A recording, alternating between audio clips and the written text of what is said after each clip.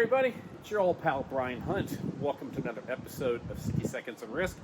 As you might be able to tell, I'm not in the United States right now. I'm actually in Ireland for this week. And we're on assignment talking about various types of risks as it associates with travel. And today I thought might be a good opportunity, since I'm out of the grounds at Trinity College here in Dublin, to talk about foreign exchange risk. So let's talk about it.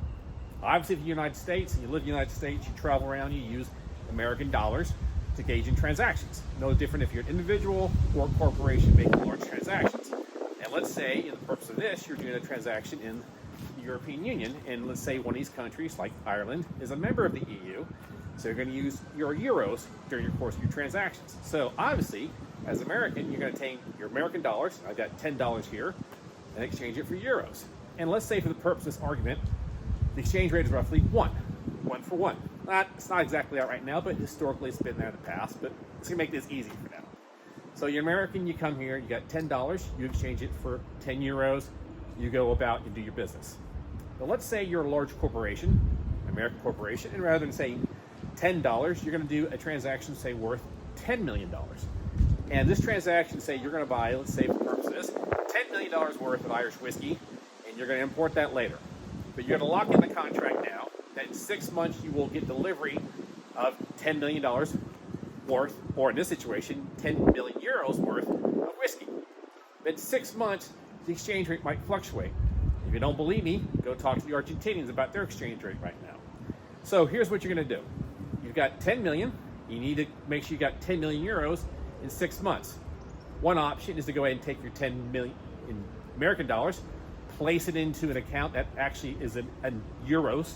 So you've got 10 million sitting in a bank account collecting interest, and then when you have the transaction, you send it to your supplier to close the transaction. But let's say you don't do that. Let's say you put 10 million, you place it in your bank account, and you just wait to make the exchange in 6 months. Well, the rate might increase, and it might go from 2 to 1, where it's $2 to 1 euro. So now, rather than just say doing $10 million worth of euros, you need to do $20 million worth of euros. You're taking a hit. Now, the flip side could do is that it might actually decrease, where the rate goes from 0.5. So it only takes you $5 million US dollars to get 10 million euros. That's a big risk. So again, one option is to place the conversion of the dollars into a euro bank and go ahead and write it out. The other option is to do currency exchange or currency swaps. Lots of different ways you can go ahead and lock in that rate, so you're not going to get penalized by the fluctuation of interest rates.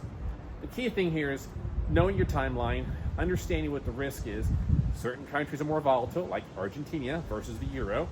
And the last thing you want to do is have your balance sheet get impacted by that. Like all things, guys, knowledge is power, and hopefully you found this beneficial. If there's a certain topic or individual you want me to see on this show, please post a note on LinkedIn.